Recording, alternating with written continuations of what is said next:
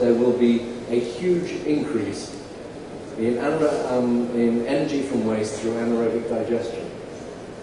Now, that has actually set the course of this government, and the step change is working with the last government. That impetus wasn't there. This government has made it the impetus. The very fact that certain people in this room wrote those words is neither here nor there. The government is now committed to actually making this happen. So I'm going to run through a little bit of the history and a little bit of how we can actually make the aims of ADBA, which is to build 1,000 plants. Now, I know many people in the audience say 1,000 plants is just a big round number, and it is. I don't know exactly how many plants they're going to be, but it's going to be around about that area. How do we actually make that happen? The most important aspect of making it happen is the politics, to a degree. One of the things that actually has been a problem is the makeup of, in political terms, of where anaerobic digestion falls. Actually, I'm reminded of a fantastic line once used in the House of Lords. Lady Masham once said, "My lords, incontinence falls between two stools," which is, when you think about it, doesn't work from whatever area. I did just use it, obviously, because of so much of AD is about effluent. But obviously, you've got to wake the audience up somehow, and you're going to be utterly disgusted by that. But it's a great line. It's a throwaway line you can use any time you want. But the issue is anaerobic digestion has had a problem because the lead department is DEFRA. Sorry, that's not the problem, especially if anybody from DEFRA is sitting here. No, the problem is that although DEFRA is the lead department, everybody sitting in this room knows that the most important issues that are actually going to make AD work is the subsidy levels and how that is dealt with. Without the subsidy levels, this is not going to fly. So we need a DEC in the room. And the reason I'm saying, to a degree, that not having a minister speaking here is not as important as often you believe, is because what's happened is there has been a major move around since the election to find out who is actually going to be the lead. Now, for us, it's been fantastic because Oliver Henley, Lord Henley, junior minister for DEFRA in the Lords, is our minister. Why is that good? Because Oliver knows nothing about AD at the moment, but he's incredibly bright, and he will suck up all the knowledge. And what I like about it is he's been a minister before, when Conservatives were last in government, and therefore can turn around to the civil servants and say, actually, this is our intention. Because if there is a little bit of inertia in the departments that has to be got through. The other thing is the other minister who's in charge of anaerobic digestion in DEC is Greg Barker. The reason this is important is on Tuesday there was a meeting, a joint meeting with Lord Henley and Greg Barker sitting together saying that as we are going to work as one, as two departments. I mean, obviously, it's working before, because if we have two political parties, you are bound at the hip. If you'd said to me, if I'd said to you a few months ago that was going to happen as a Lib Dem, I would say, interesting idea, I don't believe it's going to happen. But it's funny, it's actually working very well well in that basis.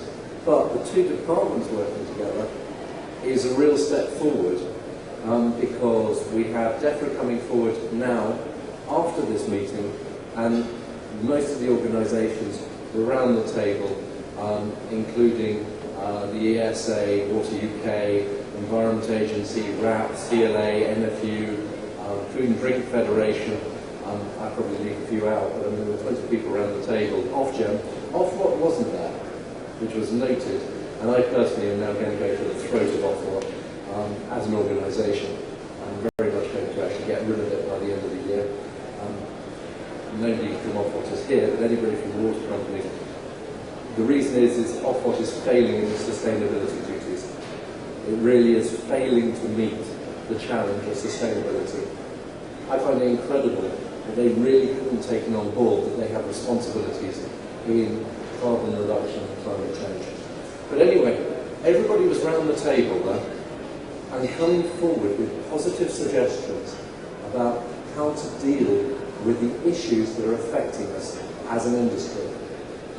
From that meeting, DEFRA will be writing an action plan.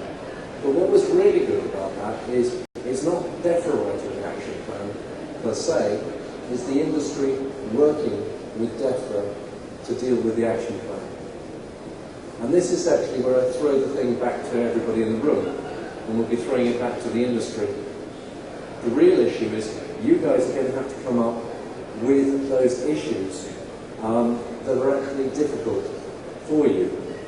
There's some issues which actually cause enormous amounts of concern, an enormous amount of effort, and then just sail through. Thomas Minter, you must stand up now. Go on, stand up. I'm just giving a quick round of applause because he has just got planning permission without any real difficulty. That was a very quick round of applause. But the issue about it is we think that planning is going to be the difficulty. The more plants we get through, planning is not going to be the difficulty. Permitting is often talked about as one of the major difficulties. We're working on permitting. But there's 101 other issues that we've actually got to deal with. And each of you in the room will know specific aspects of the plants you're working with that are difficult, and you've got to come forward to ADBA and actually give us that information. I should put it on the record here that as an organisation, we didn't exist 8 months ago, we launched at Stoneleigh, but as an organisation we don't have a massive expertise base, and the reason for that is actually I do not believe as a trade association we should start employing people with the expertise base, because our membership have the expertise. So through the working groups and through the works of the membership, we're going to actually tap into that expertise base and make sure that that goes forward. But there are a whole raft of issues, and Charlotte has got a list of, quite a number of lists coming from the working group that have to be addressed. This is our opportunity, and there is the will to come forward and actually deal with this. When we started up, we started looking at how we were going to address the industry. I think it's quite funny because I know there's a number of people in the room who heard me speak all those months ago and knew I was talking absolute rubbish. Well, I wasn't talking rubbish, I was making an erudite sense, but knew that my knowledge base was as shallow as a puddle. And quite a few people have actually said that to me recently. But the issue we've got is we decided to actually look at this and knock off the big ones and try and work out where we're going to take the industry forward. And in what I'm going to discuss now, I'm looking not at the immediate problems we're actually facing, but the problems we will be facing over the next couple of years, 5 years, 10 years. Because I think it's important as an industry that we look at where we want to go and work backwards to that point and then hit the milestones. We looked at 3 areas originally, and people will remember that we raised them at the time. The first is finance.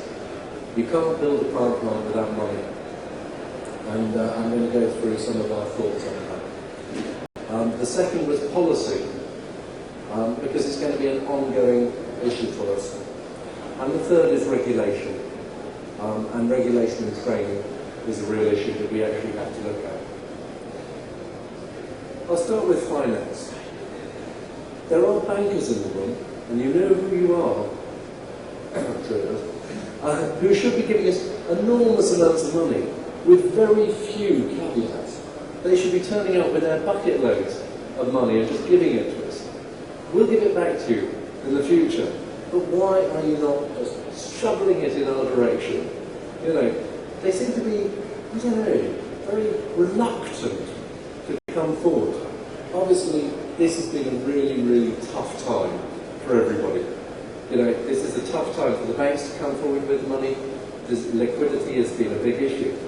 But the issue I have is there's enormous amounts of money in the city sloshing around, looking for the home. As an industry, we can't then come up and say, why aren't you giving us the money for a very small plant at very, very high risk, at a rate of return which is not commensurate to the risk,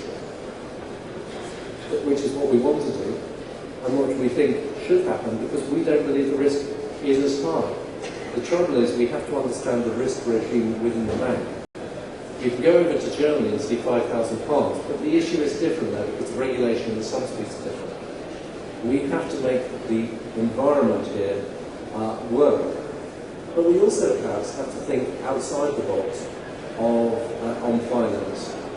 What I would like to see, and I think this is the way forward, is instead of trying to go on individual plants, we should actually look at putting a large number of plants together in a pot.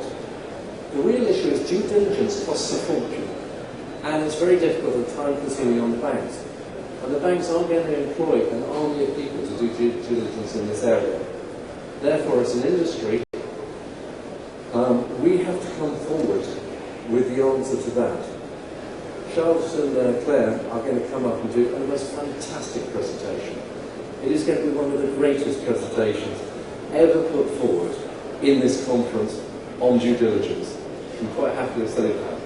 I'm only saying that because Charles is now going to kill me and make me suffer for building up her presentation. But this is a real issue. As an industry, we have to take responsibility for making sure that our house is in order, so that when we present to the banks, they have a clear understanding of what we're actually putting forward to them. And we have to educate all those people who actually want to build plants in a process which is easily understandable. Because I know I can actually look around the room and see individual people, and I know the mountain they have had to climb to get to where they're going. Philip Lucas turned around to me one time and said, the problem with actually getting to the point where you're actually at the start point is it's like climbing the foothills. You keep on thinking you're hitting the summit, only to see another ridge in front of you. And that's a real issue, because the regulations are difficult at the moment, and we need to simplify it. I always loved the critique which was given. I don't know if anybody's read Zen and the Art of Motorcycle Maintenance. Fantastic book, incredibly difficult to read, but I love the critique of it. So this book takes you to the foothills of universal understanding and leaves you there. And I have that feeling in a way that so many people are actually finding getting bogged down because of it's such a difficult process. As an association, the due diligence process will hopefully take people by the hand. Once we've got a lot of plant through the due diligence process, and this is where I think RAP has been incredibly proactive, and is looking to fund to a degree that process with us. Once we've got that, and we've got the plants which we know are going to work in the pot, then we turn around to the financiers and say, look, we want a pot of money that then can come forward. We want a fund set up. Now the bankers love funds because they are generous souls and don't think of fees at all. But if you have a 200 million pound fund, bankers are wonderful individuals. I like bankers because they're slightly less popular than politicians. It's funny how estate agents have just shot up the league table recently, but anyway, that's just a by the by. What we really need then is 200 million pound funds. Now, I've been speaking to a number of banks, and they like this idea. If you can get 5, say, the big banks to put 200 million pound fund together, that would be great. How do you do that? Well, the real issue is a meeting we're having next week with companies who are involved with the pension funds. The pension funds are going to give you the large amount of money, the backup, and that's going to be in senior debt levels. But of course they want low risk, they want to be the first to pay down. So you get the largest amount of money from the pension funds. Then a mezzanine level in between where the banks can put together in varying degrees of risk with investors, which is actually quite good for the investors because we're going to get more of a rate of return further down. Now here's the clever bit, and this is where ADBA is going to come in. There's been a lot talked about the green bank, as if there's going to be this great monolith with shed loads of money in it. There's not shed loads of money in anything. I mean, I do find it quite funny that, the departments will be, they're talking about 25% cuts. There will be no money for anything. However, what the green bank can do is take the riskiest portion and underwrite that riskiest portion. They'll be paid back in interest rates and maybe in insurance. But if they come in at that level, and that's the conversation I'm going to be having with the Treasury, they might even make a profit out of it. But it actually reduces the risk for everybody else and reduces the cost of money. I'm going to be talking particularly to Lloyds about this, but this is a real issue that we actually need to take forward. Because if we can get that level of funding and financing for plants that actually work, are not the difficult area that there has been in the past. I know that we would have 100 schemes going through the door by next year, and that would ramp up again and then again and again. Until, of course, we run out of places to stick those biogas plants, and then we'll have to think of something else. I mean, that's obviously, it's not going to be that simple, but I don't see why. This is a model that's worked in Germany with the Landesbanks, why we aren't thinking along that line. I think it's easy to put together, and I think the issue is, with DEC and DEFRA behind us, I will be walking in, and of course, the funny thing is, DEFRA doesn't have any Liberal Democrats in the ministers. Oliver's a friend for many years. DEC, well, Chris Hume I can go and talk to, but those aren't really the important people in this aspect. The important people are Vince Cable and Danny Alexander. And I think I should give away a little bit of a secret here. I'm pretty sure we'll do all right with Danny, because when the coalition agreement was actually written up, it was Charlotte who wrote the Conservative Party policy on anaerobic digestion. Well, we had a joint meeting before the election, thinking the Tories might well get in. And we went back, wrote stuff, and they stuck it in their manifesto, which was very good of them. I was working on Simon Hughes to make sure that he brought forward anaerobic digestion to the joint coalition agreement. But I mean, when we knew it was about to happen. But when they actually did the negotiations, it was the Conservatives who brought forward the thing on AD. And I know this is the case, Chris Hume told me about it afterwards. It got passed to our side, and then there was a great sort of guffawing on our side, because it went to Chris Hume, Jim Wallace and Danny Alexander, who turned around and said, this has got Rupert's name written all over it.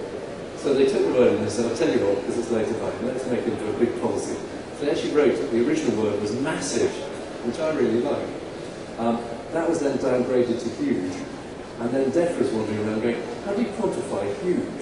What do they mean by huge? But that's where it's coming from. So it is cross-party that there is a great deal of support for this. So I'm going to go and talk to them about the Green Bank. And I actually think there is, this is a simple policy that doesn't cost a great deal, and is actually what the Green Bank should be about. So that's finance. The second aspect of finance, of course, is going to be subsidy levels. Now, it's funny, because I actually find myself very much away from being a Liberal Democrat to a degree on this one, much more towards being a free market economics on this one. I have a real problem with subsidy levels, because we've been working very hard with DEC about RHI. RHI will come in, I'm pretty sure, at the levels we're just suggesting, and we've been suggesting £6 with a 25% upgrade for grid injection. I'm not certain that's going to happen. That's going to go through deck, and we're going to fight that one. If it comes in lower than that, we've got trouble. But to me, the real exciting aspect of this is that I don't believe that's actually quite a low level. It's not going to make everybody really excited. However, what we're talking, and the USP is biogas is low carbon. We can actually come up with a mechanism, and I would think CRC, the carbon reduction commitment, is one mechanism, of buying out the CRC. We then have a market. If we actually then introduce a tradable market in CRC, in biogas, I've already had people approaching me, and I'm thinking of setting up a reg. I don't know what it stands for, but it's a carbon trading floor. We could actually trade that gas. Then people would buy the futures in the gas because if there's a tradable commodity. That would give us a much higher premium than the RHI. And I'll just finish off on this point. Imagine you build your plant. You can either take the RHI or a tradable gas commodity. You build your business plan around the RHI, which is 25 years. That gives you security in the business plan. But each year you can decide what you're going to do. I know that there will be people in the field who will pay a premium for low carbon gas. I've already talked to quite a few people. They will try and buy as many years hence as they can of your low carbon gas because it's a scarce supply. You could then take that to the banks and actually give it to the banks and say, look, we've got this deal of selling our gas at this rate. That is a very, very good financial model. Of course, the other thing you could do is just say, stuff it, I'm going to be much more exciting about what I'm doing and actually trade it on the 6 months, monthly, weekly, day spot price and actually make quite a profit on that. The issue is you're not going to be doing it on the underlying price of gas, you're going to be doing it on the premium of gas. I believe that model is going to work, and the reason I believe that the model is going to work is we already have a meeting set up with somebody from Germany who wants to do it in Germany and buy our biogas at a premium. It's not additionality like ROCs because you either take the subsidy or you take the trade. It could be a really exciting way forward. If this comes forward, the amount of interest of building AD on absolutely everything is going to be enormous. I'll just give you, the future could be, we built the 1,000 plants far quicker than anybody in this room suspects at the moment. I've overshot my time.